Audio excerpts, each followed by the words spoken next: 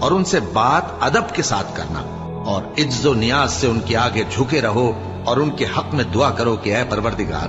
جیسا انہوں نے مجھے بچپن میں شفقت سے پرورش کیا ہے تو بھی ان کے حال پر رحمت فرما، اور اللہ ہی کی عبادت کرو اور اس کے ساتھ کسی چیز کو شریک نہ بناؤ، اور ماں باپ اور قرابت والوں اور یتیموں اور ناداروں اور رشتہ دار ہمسایوں اور اجنبی ہمسایوں اور پاس بیٹھنے والوں اور مسافروں اور جو لوگ تمہارے قبضے میں ہوں سب کے ساتھ حسن سلوک کرو۔